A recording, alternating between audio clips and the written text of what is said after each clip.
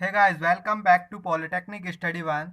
सो guys, हमने पिछली video में कुछ न्यूमेरिकल्स देखे थे। सो गाइस, आज कुछ और न्यूमेरिकल देखेंगे। ये आपके सामने एक न्यूमेरिकल है, ये सॉल्व करने वाले हैं। सबसे पहले ये न्यूमेरिकल है, कह रहा है कि दो डोरियों द्वारा 40 न्यूटन के एक भार को सहारा दिया जाता है।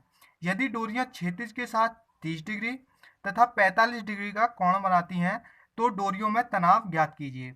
इसका सबसे पहले डायग्राम बनाते हैं। डायग्राम कैसा बनेगा? ओके, ये कह रहा है कि 40 न्यूटन के भार को सहारती हैं। कितनी डोरी? दो डोरी। सपोज हमने एक डोरी यहाँ से ये मान ली। ओके, एक डोरी ये मान ली और 40 न्यूटन के भार को यहाँ से ये सहार लेती है 40 न्यूटन। ओके, एक ये हो गया बल, एक ये बल हो गया। ओके, अब वो कह रहा है यहाँ से 36, ये 36 होगी। ओके, एक कह रहा है वो 30 न्यूटन का, सॉरी 30 डिग्री का कोण बनाती है। यहाँ से हमने सपोज ये मान लिया 30 डिग्री का कोण। ओके, तो यहाँ से एक सीधी रेखा खींच ली। ओके, ये 30 न्यूटन का कोण होगा। ये कितने का हो गया? ये हो गया 45 डिग्री का। ओके, ये 45 डिग्री का होगा। तो इनके बीच का जो एंगल होगा वो कितना होगा? वो होगा, देखो यहाँ 60 45, तो ये होगा 105। ओके, ये 105 का हो गया। अब देखो यहाँ से इसका चलो बाद में देखते हैं इसका त्रिभुज बनाकर, ठीक है। और कोणों को फाइंड आउट करने के बाद सबसे पहले यहाँ पर क्या मान लेते हैं? यहाँ पर T1 मान लेते हैं। ओके, जो बल का खिंचाव है वो T1, यहाँ पर हम मान लेते हैं T2 खिंचाव है यहाँ पर। ओके, ये दो खिंचाव हमारे पास प्राप्त हो गए हैं। जब हमारे पास तीन बल लग रहे हैं, ठीक है, तो वहां पर कौन सी प्रमेय लगती है? लामी की प्रमेय। तो लामी की प्रमेय के अनुसार चलते हैं। तो यहाँ पर सबसे पहले लेते हैं T1 को। तो T1 अपॉन इन दोनों के बीच का कोण कितना होगा? ये कितना है? 90 डिग्री प्लस 45। तो यहाँ पर लिखेंगे साइन 90 प्लस 45। ओके, ये तो आ गया ये इजिकल टू। अब लेते हैं T2। तो T2 इन दोनों के बीच, तो ये भी 90 है, तो यहाँ पर लिखेंगे साइन 90 प्लस ये कितना है? 30। ओके, ये आ गया 30। अब देखो ये वाला बचा बल, तो 40 न्यूटन अपॉन इन दोनों के बीच का कोण कितना? 105। तो यहाँ पर लिख देंगे साइन 105 डिग्री। अब आगे इन्हें सॉल्व करते हैं, ठीक है। तो आगे सॉल्व करते हैं इन्हें, और अब इसे लिख सकते हो आप। क्या लिख सकते हो? इसको लिख सकते हो कॉस के रूप में। ओके, तो क्या लिख सकते हो आप? T1 अपॉन कॉस 45, क्योंकि साइन 90 प्लस थीटा कितना होता है? Cos theta. इजिकल टू यहाँ पर लिखेंगे T2 अपॉन कॉस 30। ओके, ये हो गया is equal to 40 newton upon sine 105 का मान कितना होगा? देखो ये आपके सामने है, साइन 105 का मान 0.9659। ओके, यहाँ पर लेते हैं, तो यहाँ पर लिख लेंगे 0.9659। ओके, ये आ गया इसका मान, साइन 105 का डायरेक्ट मान। या आप डायरेक्ट भी यहाँ पर जोड़कर साइन के मान लिख सकते थे। अब देखो यहाँ पर क्या करेंगे, सबसे पहले T1 का मान निकालते हैं। तो T1 बराबर क्या होगा? 40 न्यूटन अपॉन 0.9659 मल्टीप्लाई किसकी होगी? कॉस 45 की। ओके, कॉस 45 की। तो अब देखो कैलकुलेटर लाते हैं, यहाँ पर लिखेंगे 40 न्यूटन इंटू यहाँ पर लिखेंगे कॉस 45। ओके, भाग कितने की देनी है? 0.9659। ओके, तो यहाँ पर आंसर होगा आपका 29.28। ओके, तो यहाँ पर जो खिंचाव लगेगा वो लगेगा 29.28, ठीक, न्यूटन का। इसी प्रकार से हम क्या करेंगे? T2 का मान निकालेंगे। T2 बराबर क्या होगा? 40 न्यूटन अपॉन 0.9659 मल्टीप्लाई कितने की होगी? यहाँ पर कॉस 30 की होगी। तो यहाँ पर फिर कैलकुलेटर लेते हैं, कैलकुलेटर की सहायता से करेंगे इसको। तो यहाँ पर 40 मल्टीप्लाई कितनी करनी है? कॉस 30 की। ओके, कॉस 30 की मल्टीप्लाई इजिकल टू, और यहाँ पर भाग करना है कितने का? 0.9659 का। तो आंसर आएगा 35.86। तो यहाँ पर आपका आंसर होगा 35.86 न्यूटन। तो दोनों बल आ चुके हैं, और ये कह ही रहा था क्वेश्चन में कि डोरियों में तनाव ज्ञात करें, और ये तो दोनों तनाव आ चुके हैं। इस प्रकार से ये क्वेश्चन हमें सॉल्व करना था। ओके, नेक्स्ट क्वेश्चन देखते हैं। सो गाइस, ये आपके सामने नेक्स्ट क्वेश्चन है। ये कह रहा है 50 न्यूटन भार का एक गोला दो समतलों के मध्य पड़ा है। मतलब एक समतल ये है और एक समतल ये है, इनके बीच में ये गोला पड़ा हुआ है, जैसा कि चित्र में ये दिखाया हुआ है आपके लिए। तो ये चित्र नहीं आएगा, ये आपको स्वयं बनाना पड़ेगा। ओके, तो आपके लिए जो क्वेश्चन पेपर में मिलेगा ये वाला डायग्राम पूरा मिलेगा। ओके, गोले पर समतलों की प्रतिक्रिया, दिशा तथा परिमाण ज्ञात करें। ओके, सबसे पहले यहाँ पर क्या करना होगा, देखो यहाँ पर इसने इन दोनों के बीच का जो कोण दिया है 50 डिग्री का दिया है। ओके, तो गोला 50 डिग्री के कोण पर झुकी दो समतलों, एक समतल ये एक समतल ये, दोनों समतलों के मध्य पड़ा हुआ है। ठीक है, पड़ा हुआ क्वेश्चन में भी कहा है। चूंकि सतह की जो प्रतिक्रिया, सदैव जो प्रतिक्रिया मतलब जो पी है ये आपको ये इसके क्या होती है, लंबवत होती है। ठीक है, सदैव तल के लंबवत होती है, ये मेन पॉइंट है, सदैव क्या होती है, तल के लंबवत होती है। तो यहाँ पर हमने 90 डिग्री पर ये पी पॉइंट बना दिया है। ओके, यहाँ से अब बात करते हैं ये क्यू पॉइंट कैसे लिया है।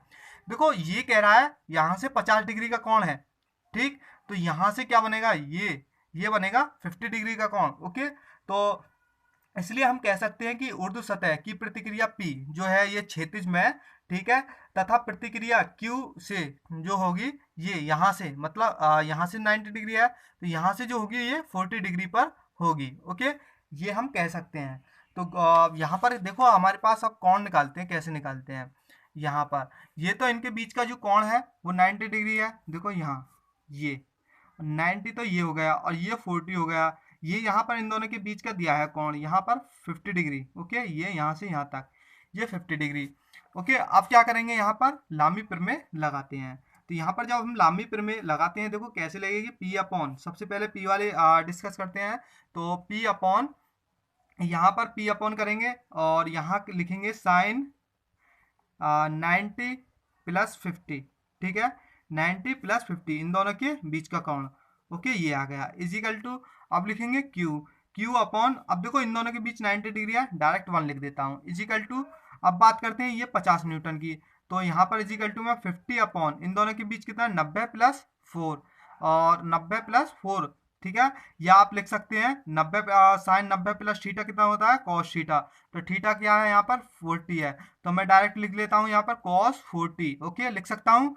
ठीक, अब देखो यहाँ से अब आप आसानी से पी और क्यू का मान निकाल सकते हैं। सबसे पहले 50 अपॉन 40 कर लेते हैं, 50 में भाग करेंगे कॉस 40 की। ठीक है, तो यहाँ पर मान आएगा आपका 65.27। ठीक है, यहाँ पर आप लिख सकते हो इजिकल टू लगाकर 65.27। ओके, आ गया।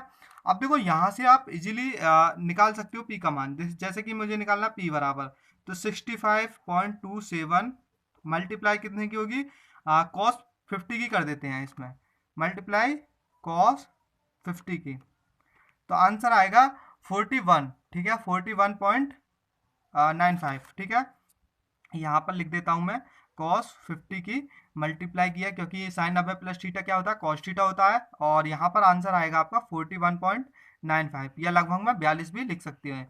इसी प्रकार से क्यू का जो मान होगा वो सेम होगा, क्योंकि 1 की मल्टीप्लाई करेंगे 65.27 ही आएगा एन न्यूटन। ठीक है, इस प्रकार से ये क्वेश्चन, बस थोड़ा सा यहाँ पर ये डायग्राम समझने की जरूरत है इस प्रकार के क्वेश्चन में।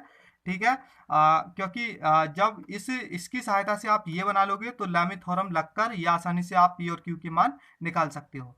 और ये बोर्ड की परीक्षा में एक बार सवाल पूछा गया था। ठीक है ना, तो इस पर्पज से मैंने ये क्वेश्चन बताया है। यहाँ पर नेक्स्ट क्वेश्चन है, तीन समतलीय संगामी बलों का मान कितना है, क्रमशः 30 न्यूटन, 40 न्यूटन तथा 50 न्यूटन है, तथा वे एक कण पर लग रहे हैं तथा कण को साम्य अवस्था में बनाए रखते हैं। बलों के मध्य परस्पर कोण ज्ञात कीजिए। बहुत अच्छा क्वेश्चन है। ओके, सबसे पहले ये क्वेश्चन का इस प्रकार के क्वेश्चन का हम क्या करते हैं, डायग्राम बनाते हैं। देखो थ्योरी को बहुत ध्यान से पढ़ना होता है इस प्रकार के क्वेश्चनों को। तो ये कह रहा है कि तीन समतलीय संगामी बलों का मान 30 न्यूटन, 40 तथा 50 न्यूटन है। तो 30 न्यूटन हमारा यहाँ लग गया, 50 यहाँ और 40 यहाँ। एक कण पर लग रहे हैं, सपोज यहीं एक कण है वहीं पर लग रहे हैं, सपोज ये एक कण पर लग रहे हैं। ओके, तथा कण को साम्यावस्था में बनाए रखते हैं। साम्यावस्था समझ गए, इक्विलिब्रियम में बनाए रखते हैं। तीनों जो बल हैं वो इक्विलिब्रियम में बनाए रखते हैं। बलों के मध्य, जैसे कि एक बल यहाँ पर ये लग रहा है, एक ये, इन दोनों के मध्य कोण निकालना है। ठीक, अब देखो एक बल ये लग रहा है, एक ये, तो यहाँ पर इन दोनों के बीच निकालना है। अब एक ये लग रहा है, एक नीचे की ओर 30 न्यूटन का, तो इन दोनों के बीच, तो हम इन दोनों के बीच तो डायरेक्टली हमें पता लग गया है, जो थीटा 3 होगा वो कितना होगा, 90 डिग्री होगा। ओके, अब देखो यहाँ पर ये एक कोण इधर की ओर लग रहा है, एक ऊपर की ओर, तो इन दोनों के बीच निकालना है, इन दोनों के बीच थीटा 1। तो ये कोण हमें फाइंड करने हैं। सबसे पहले यहाँ पर हम क्या करेंगे, भुजा ज्ञात करेंगे। भुजा की सहायता से हमें आसानी से हम कोण निकाल सकते हैं, क्योंकि हमारे पास ये जो है AC, सबसे पहले AC निकालते हैं।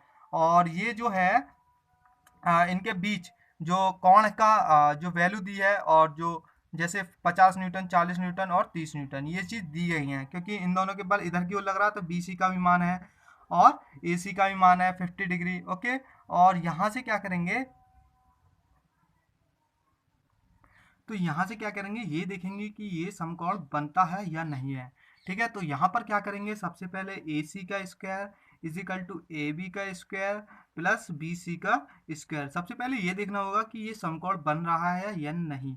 तो AC का जो मान है 50 दिया है, इसका स्क्वायर करेंगे, और ये देखेंगे 30 का स्क्वायर करेंगे, प्लस BC का जो मान है यहाँ पर BC का कितना है 40, तो 40 का स्क्वायर करेंगे। अब देखो कैलकुलेटर की सहायता से यहीं देख लेते हैं ये आता है या नहीं समकोण में। ठीक है, तो 30 का स्क्वायर प्लस 40 का यहाँ पर क्या करेंगे स्क्वायर, तो ये कितना 2500। ठीक है, अब इसके बाद 50 का स्क्वायर कर देते हैं डायरेक्ट, तो ये समकोण में बन रहा है दोनों मान। तो यहाँ पर लिख देंगे कोण ABC कितना है, ये 90 डिग्री है। ओके, अब यहाँ से क्या करेंगे, कॉस थीटा का मान निकालते हैं। कॉस थीटा बराबर कितना होता है, आधार बटे कर्ण। ठीक है, आधार क्या है यहाँ पर, ये है BC, तो BC अपॉन कर्ण क्या है यहाँ पर AC है। ठीक है, AC, तो ये आ गया। अब BC का मान कितना है 40, ठीक, AC का मान कितना है 50, तो यहाँ पर कितना आएगा, 40 में 50 की भाग करते हैं, 40 में भाग की 50 की, तो ये आया 0.8। ठीक, ये आ गया 0.8। ओके, अब थीटा बराबर कितना आएगा, इसको कर देते हैं कॉस इनवर्स। ठीक, यहाँ पर दबाएंगे शिफ्ट, कॉस इनवर्स 0.8, तो ये आएगा 36.86। ठीक है, कितना आया 36.8 डिग्री। ओके, ये थीटा का मान आ गया है, तो मतलब इन दोनों के बीच कितना आ गया मान 36.8 डिग्री। अब इन्हीं की सहायता से हम थीटा 1, थीटा 2 और थीटा 3 का मान आ चुका है, थीटा 1 और थीटा 2 का मान निकालते हैं, तो यहाँ पर ये चीज़ आ गई है। ठीक, अब देखो थीटा 1 का मान निकालते हैं, तो थीटा 1 इज इक्वल टू कितना, थीटा 1 ये है, तो ये इतना पूरा कितना है 180 डिग्री, तो 180 में से क्या करेंगे, इसको घटा देंगे, किसको, थीटा को। ओके, तो 180 माइनस 36.8। ठीक है, ये घटाओगे तो कितना आएगा, यहाँ पर ये आपको मिलेगा 143.2 डिग्री। अब इसी प्रकार से हम थीटा 2 निकालते हैं। थीटा 2 का क्या करेंगे, ये थीटा 2 है, ठीक है, ये यहाँ से इन दोनों के बीच, तो ये पूरा होगा, ये इस प्रकार से हम काट सकते हैं, तो ये 180, ये भी 180 में से घटाएंगे, 180 माइनस ये घटा देंगे थीटा को, तो ये कितना आएगा, ये थीटा नहीं घटेगा। ठीक है, तो ये देखना पड़ेगा। इसके लिए सबसे पहले एक और मान निकालना पड़ेगा, कोण BAC का कोण, क्योंकि यहाँ पर हम एक बनाएंगे, तो ये जो है BAC का मान निकालना पड़ेगा, और ये आया था ABC का। तो यहाँ पर हम क्या करेंगे, BAC का कोण का निकालने के लिए क्या करेंगे, देखो यहाँ पर अलग निकालता हूँ, कोण BAC इजिकल टू कितना होगा, ये हम क्या करेंगे, कोण BAC का मान निकाल लेंगे, 90 में से थीटा को घटा देंगे, तो 90 माइनस थीटा, तो 90 माइनस थीटा करेंगे तो कितना आएगा, 90 में से 36.8 घटाओगे तो आएगा आपका मान 53.2। अब यहाँ पर क्या करेंगे, ये जो घटेगा थीटा 2 का मान जो निकालने के लिए क्या करेंगे, कोण BAC को घटाना पड़ेगा 180 में से। ओके ओके, तो यहाँ पर क्या करेंगे, 180 माइनस कोण BAC का मान कितना है 53.2 इजिकल टू, यहाँ पर जो मान आएगा वो आएगा 126.8 डिग्री। ओके, इस प्रकार से ये आपके आंसर आ जाएंगे। अब देखो ये सोच रहे होगा कि कोण BAC का मान क्या निकाल, देखो यहाँ पर देखना है, ये कोण, ये थीटा 2 है। ओके, अब ये इसमें से कैसे घटाएं, तो इसके लिए देखो यहाँ सबसे पहले इनके बीच का कोण निकाला, ये वाला कोण ABC। अब इसके बाद हमें यहाँ पर निकालने की जरूरत होगी, क्योंकि ये कोण बन रहा है, सबसे पहले यहाँ पर ये था 90 डिग्री। अब देखो यहाँ पर एक रेखा खींचते हैं, तो ये बनेगा ए पॉइंट बनेगा, बीच का कोण, इनके बीच का कोण बी था, लेकिन यहाँ पर जब हम बात करते हैं थीटा 2 की, तो इनके बीच का कोण ए होगा। ठीक है, तो यहाँ पर हमने किया है BAC, तो बी ए सी का मान निकालने से यहाँ पर क्या करेंगे, देखो थीटा में से 90 में से थीटा को घटा देंगे तो ये निकल आएगा। ओके, समझ में आ गया होगा आपके। सो गाइज आज के लिए इस वीडियो में इतने ही सवाल हैं। नेक्स्ट वीडियो में आपका ये चैप्टर समाप्त कर दिया जाएगा और कुछ न्यूमेरिकल्स बचे हैं, उस वीडियो में आपके पूरा चैप्टर समाप्त कर दिया जाएगा और नेक्स्ट चैप्टर स्टार्ट किया जाएगा मैकेनिक्स का। ओके, मैं आशा करता हूँ कि आपको पूरे चैप्टर की सभी जितनी भी प्रॉब्लम्स हैं इस चैप्टर्स की, वो मैं लगभग सभी प्रॉब्लम्स मैं आपको बता चुका हूँ, एक एक न्यूमेरिकल्स हर टॉपिक पर बता चुका हूँ। ओके, और नेक्स्ट वीडियो में और कॉन्सेप्ट सभी कॉन्सेप्ट क्लियर हो जाएगा। सो गाइज मेरी आपसे एक रिक्वेस्ट रहेगी, प्लीज़ इस वीडियो को ज़्यादा से ज़्यादा जितने भी पॉलिटेक्निक के स्टूडेंट हैं, जो मैकेनिक्स है, जिनके पास जो सब्जेक्ट है मैकेनिक्स का, उन तक हमारी इस वीडियो को पहुंचाने की पूरी कोशिश करना है आपको, जितने भी हैं, ठीक है ना। ओके, नेक्स्ट वीडियो मिलते हैं। Thank you.